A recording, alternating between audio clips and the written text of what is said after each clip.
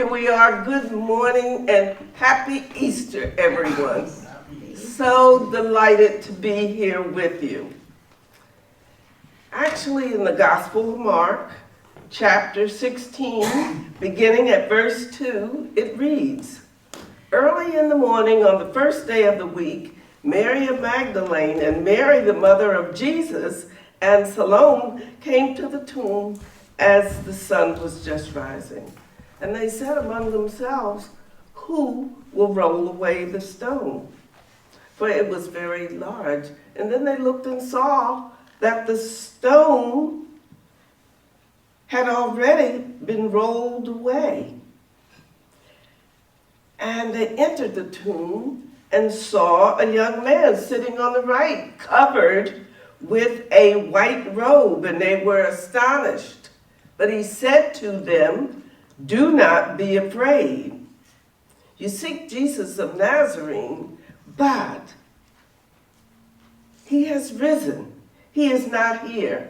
Behold the place where he laid.'" This is the story of Easter morning.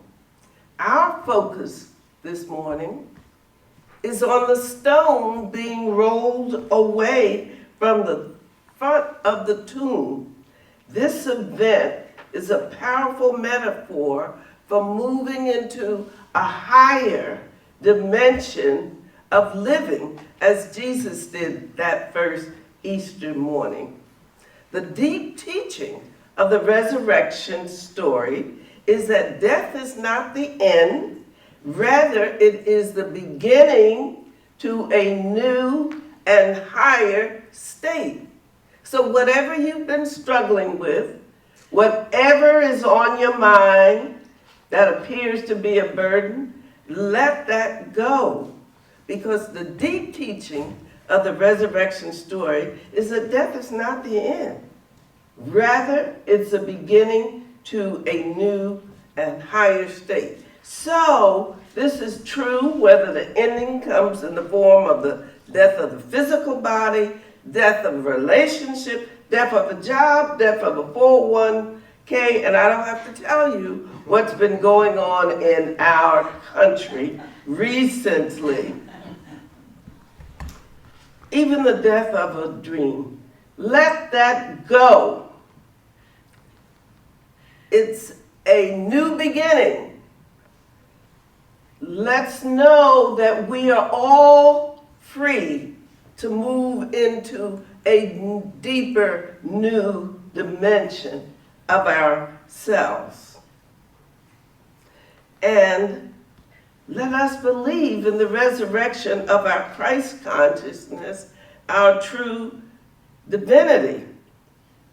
And this is true whether this ending comes in the form of the death of a relationship, death of a body, death of a 401k, and you know how we've been focusing on those 401ks lately, changing our economy, and you know how worried we've been with the stock market ripping up and down. But today I'm asking you to believe in the resurrection of our Christ consciousness, that spirit, that life within you, which is our true divinity. I'd like to share a parable that further illustrates the significance of rolling away the stone. There was a king in ancient times who instructed his servants to put a large boulder right in the middle of the road. Then he hid and watched to see if anyone would remove the huge rock.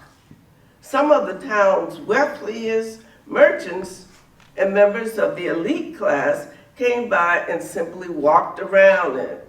Many people loudly complained about this big old stone in the roadway and blamed the king for not keeping the roads clear. But no one did anything about it. Then a peasant came along carrying a large load of vegetables.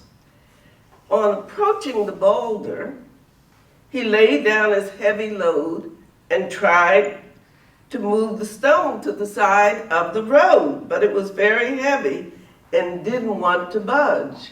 But after much pushing and straining, he finally succeeded. He rolled the stone away.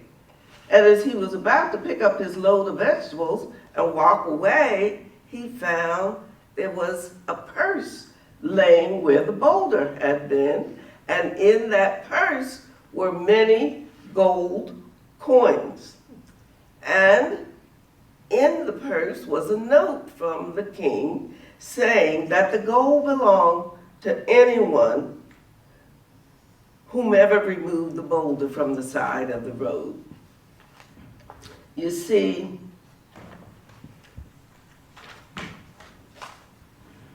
rolling away the stone may not be the easiest thing we have ever done, but the rewards for doing so are tremendous. So let's break this down. Let's unpack this, as they say. When that stone, that obstacle that appears to be in the way of your life,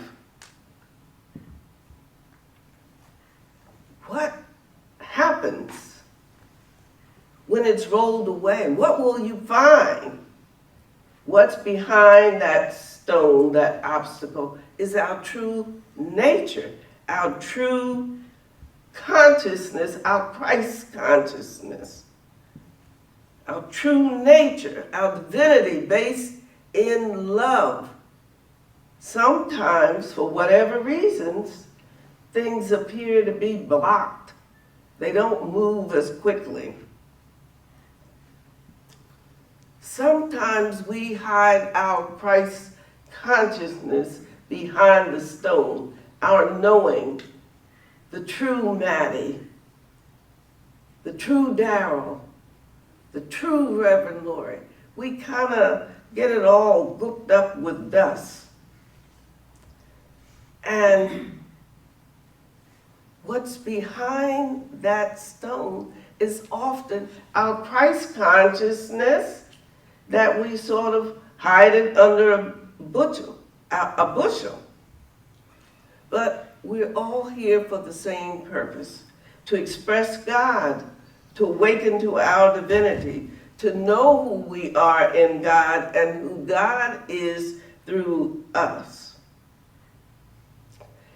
Also, the same stone that blocks, that hides, and stands in the way of our achieving our purpose is a false belief. Comes in many different shapes, colors, and forms. But it's the same belief. It's still the same stone. Ernest Holmes referred to it when he defined resurrection on page 413 of The Science of Mind. He said, the resurrection is a death of the belief that we are separated from God. The stone that stands in front of our golden Christ light is our false belief that we are separate from God. If we didn't get hung up on feeling, oh, God isn't here today, or why does this hip hurt, or where does this pain come from, or why did I lose that money on the stock market? Every time we get caught up in thoughts of being separate, that God is not there, or the fear that God is not going to come through for us, we have to believe that no matter what goes on in Washington, and even though our bank accounts, the stock market, or wherever you have your riches, your stash, that doesn't define you. That when it's all said and done, God is right there. The stone that stands in front of our Christ consciousness is a false belief that we're separate from God, that somebody else out there is controlling things. Let me break it down to you in plain old English. No, it ain't. It's not so. To be resurrected in consciousness means to be free from the false belief that caused us to feel that we're separate from that we are. God, as the old folks say, ain't going nowhere. He's still here. Today, tomorrow, God is still there. To be resurrected in consciousness means to be free from the false belief that caused us to feel that we're separated from that which we are. Have no fear.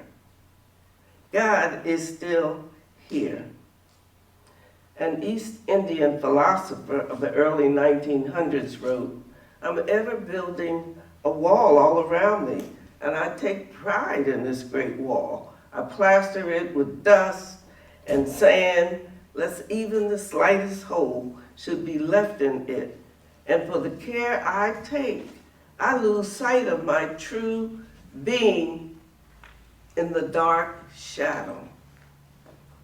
The wall is constructed by our false beliefs of separation. God is still there. But where are you? Did you do your spiritual practice this morning? Did you forget to pray?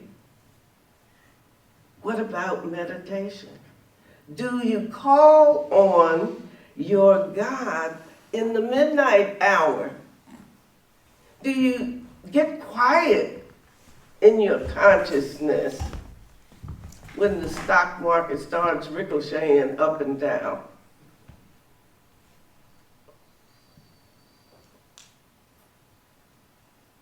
When we see ourselves as God an expression, a representation of the all in all, we're resurrected. I don't have to bother about this nonsense. I will not focus on this nonsense.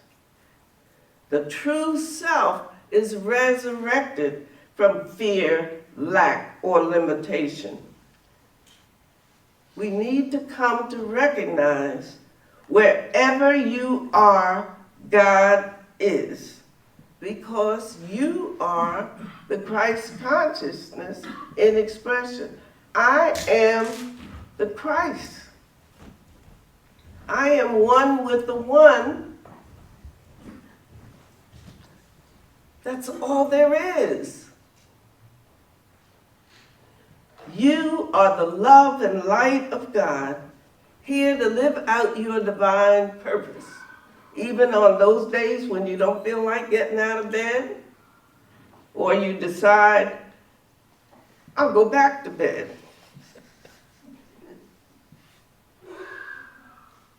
Unity minister Eric Bellworth said this: "The great Easter truth is that there is a principle and a process of wholeness within every person. That means you and you and you. We each have that same quality of wholeness. We're one with the one that created us, that walks with me every morning. And guess what? Have you thought about it lately? It's walking with you too. Spirit doesn't make any differences. He doesn't know color, creed, or sex. God is my all in all. I'm one with that principle. The open tomb of Easter morning says to you, you can become what you innately are. And this innateness of you far transcends anything you've ever conceived of in your wildest flights of fantasy. Who'd you come here to be? What did you come here to do? Have you thought about that lately? Are you doing it? Is it time to go back to the drawing board and ask God, what did I come here to do? Am I doing it? Let me say this. There is within you a person of stature, a person of genius, of mastery, struggling to be released. And if you get into the spirit of Easter and let it happen to you, you can believe that every stone of limitation will be rolled away from your tomb. What are these stones? They're false beliefs, false perceptions of can't. Can't doesn't belong in my vocabulary. Is it in yours? No. So this morning, let's roll away the stone of separation. Whoever is feeling lonely or alone, let's begin to believe in the resurrection of our true spirit, the true me. She's still in there. He's still in there. Let him out. Let him walk around. Let her out. What does she look like? Are you still friends with her? Do you still talk to her? Who are you? What are you about? So let us right now let go of any thinking based on conditions. My rent went up. The pipes don't work anymore. Let us move to a greater spiritual understanding, an understanding of our unity with God. Did you ever hear, in God, all things are possible? That's what my mama used to say. In God, all things are possible. And she believed that from the core of her heart. So let us right now, today, let go of any conditions, any thinking based on conditions, and move to a greater spiritual understanding. Do you ever hear the words, yes, I can? How many believe, yes, I can? Yes, we can. Yes, you can.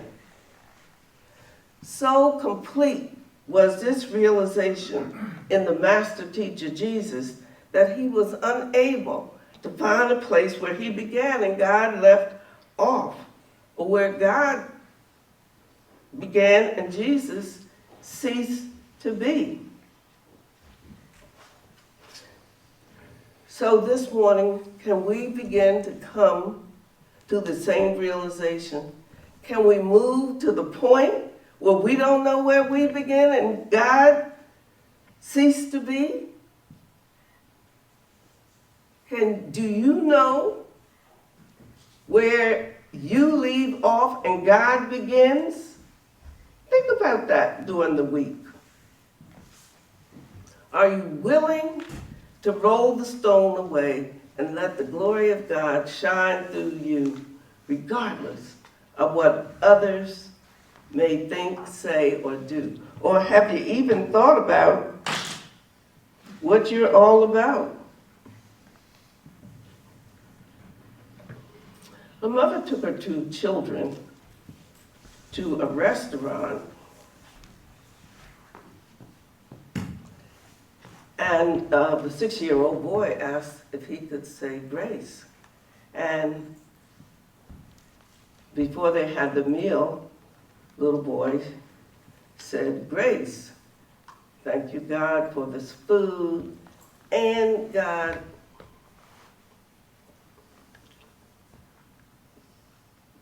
thank you for this meal, and if things go well, thank you, the mom would even buy some ice cream for dessert." So along with other customers in the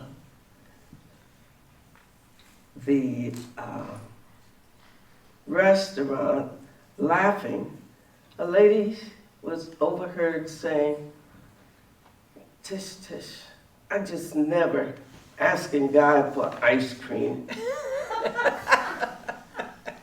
Hearing this, the little boy burst into tears.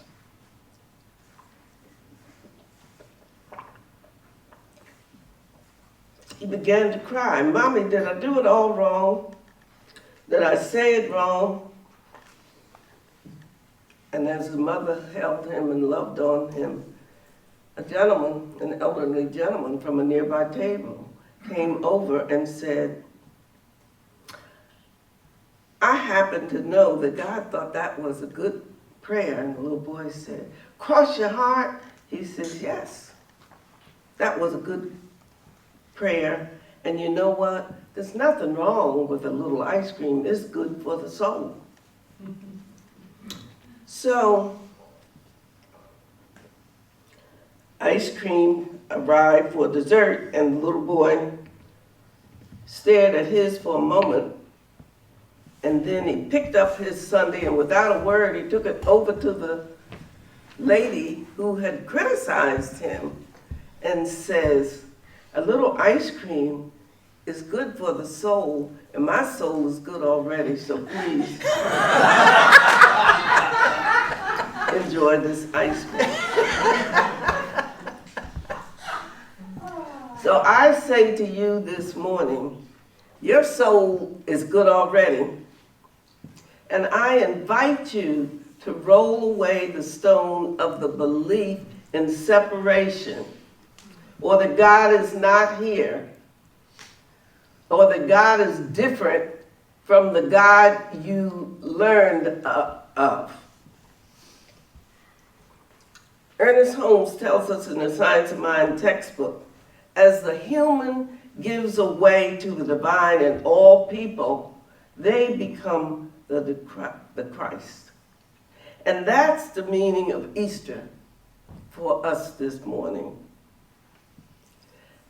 As the human gives away to the divine, each one of us becomes the Christ consciousness.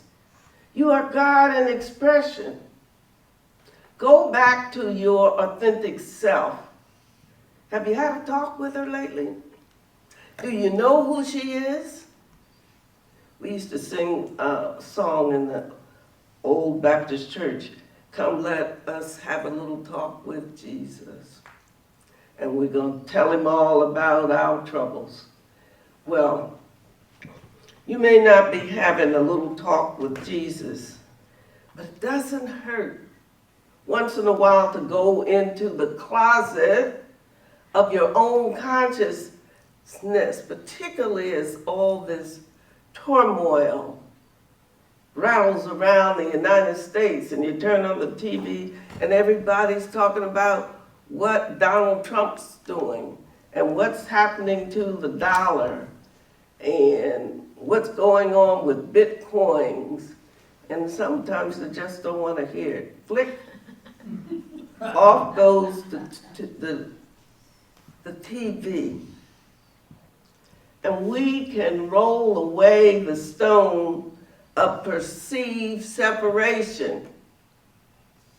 Take it, go back to God in prayer and let your spiritual light shine. Go back to the truth. And if you no longer recognize what that is, think about it. Where are you in all this turmoil that's going around us? as we let go of perceptions, of limitations and lack, our God self takes over.